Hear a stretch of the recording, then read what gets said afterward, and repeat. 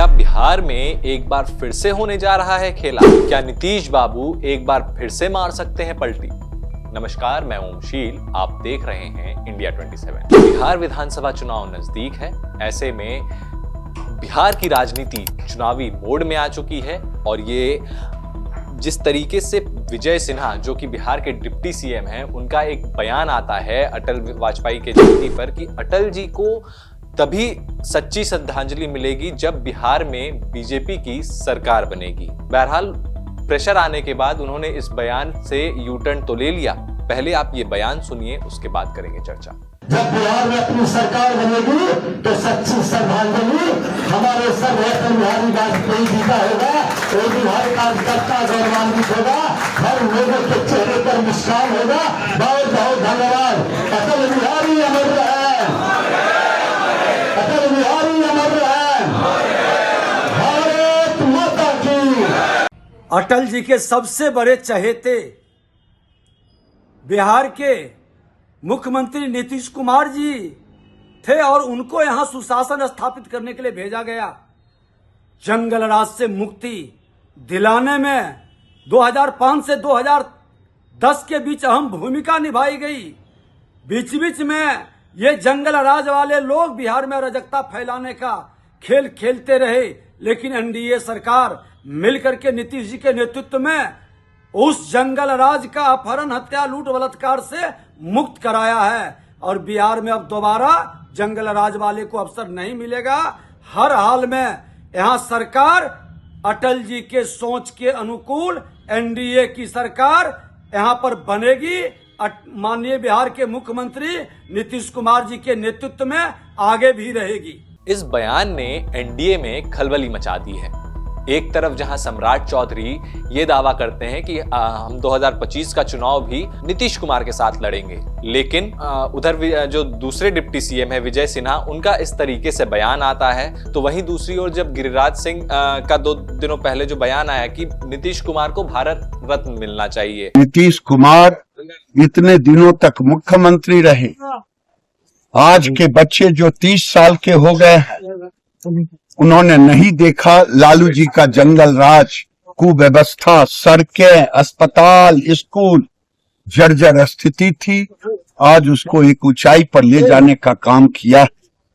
चाहे जिस भी पद से स्वीकार किया जाए, भारत रत्न जैसे चीजों से नवाजा जाए। ये कुछ भारतीय जनता पार्टी के नेता नीतीश कुमार को साथ लेकर चलना चाह रहे हैं, तो वहीं विजय सिन्हा जैसे नेता ऐसे हैं कि भारतीय जनता पार्टी की सरकार बननी चाहिए। लेकिन सवाल यहां पर यह बड़ा हो जाता है कि जो विजय सिन्हा हैं, उनका ये बयान आता है, उसके बाद उनका यू टर्न हो जाता है। आपको याद होगा जो भारतीय जनता पार्टी की जब गठबंधन नीतीश कुमार के साथ हुआ और एनडीए की जब सरकार बनी, तो कई सारे क्षेत्रीय जो भारतीय जनता पार्टी के नेता थे और कार्यकर्ता थे, उनका मन यही था कि जो मुख्यमंत्री होना चाहिए वो बीजेपी का ही होना चाहिए, लेकिन ऐसा नहीं हुआ। इसकी नाराजगी कई दिनों तक हमें बिहार में देखने को मिली थी अंदर खाने में। लेकिन कहीं ना कहीं अब 2025 जो विधानसभा चुनाव जो 2025 में होने हैं, उसको लेकर अब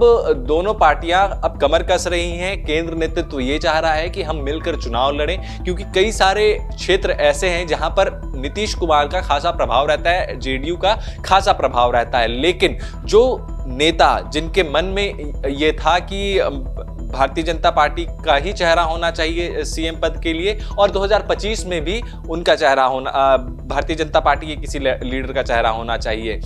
अब सवाल यहां पर यह बन जाता है कि क्या भारतीय जनता पार्टी के केंद्र नेतृत्व नीतीश कुमार पर क्या फैसला लेते हैं, और नीतीश कुमार जो असहज की स्थिति में हैं। एक तरफ आरजेडी की अगर हम बात करते हैं तो उधर आरजेडी के करीबी नेता, या यूं कहें कि जो लालू प्रसाद यादव के करीबी जो विधायक भाई विजेंद्र का ये बयान आ जाता है कि नीतीश कुमार आ सकते हैं, यहां पर हमारे साथ आ सकते हैं, राजनीति परिस्थितियों का खेल है, इसमें कुछ भी संभव है।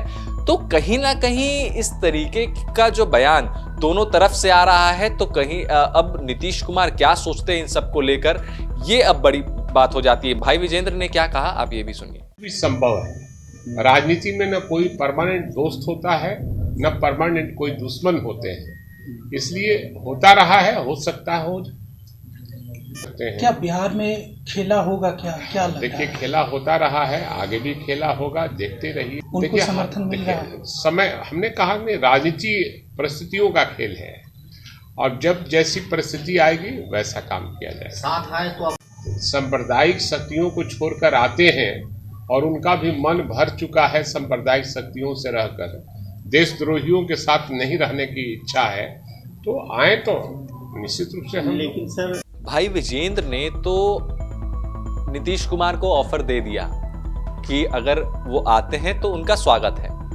लेकिन क्या नीतीश कुमार आरजेडी के साथ एक बार फिर से आएंगे, ये बड़ा सवाल है। अगर इस बार ऐसा खेला होता है और नीतीश कुमार महागठबंधन में आते हैं तो बीजेपी का क्या रुख होगा, ये देखने वाली बात होगी, क्योंकि नीतीश कुमार ने इस बार ये आश्वस्त करके वो आए थे कि अब मैं बीजेपी को छोड़कर कभी नहीं जाऊंगा।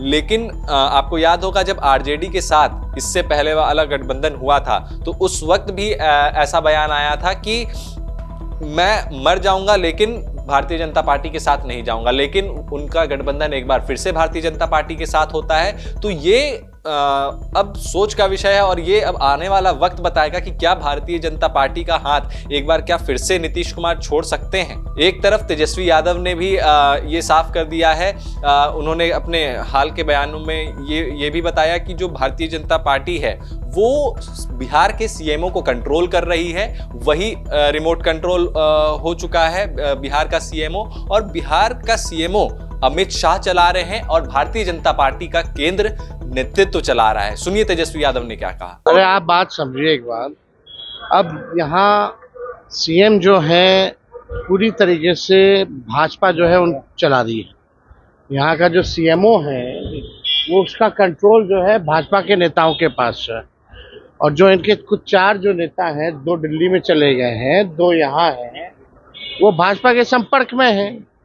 तो पूरी तरीके से कंट्रोल जो है अब अमित शाह जो है कर रहे हैं। तो तेजस्वी यादव ने कहा कि जो भी निर्णय, महत्वपूर्ण निर्णय होते हैं वो भारतीय जनता पार्टी लेती है सीएमओ में। क्या अगर ऐसा है तो नीतीश कुमार असहज की स्थिति में है और ऐसा कहा जा सकता है कि आने वाले दिनों में एक बार फिर से नीतीश कुमार महागठबंधन के साथ हाथ मिला सकते हैं। और जिस तरीके से बाबा साहेब भीमराव और अंबेडकर का मुद्दा जो गरमाया, क्या वो भी एक मुद्दा हो सकता है जिससे कि आरजेडी और जेडीयू एक बार फिर से हाथ मिला सकती है, ये बड़ा सवाल है। खैर ये वीडियो कैसा लगा लाइक करके, कमेंट करके और चैनल को सब्सक्राइब करके जरूर बताएं। नमस्कार।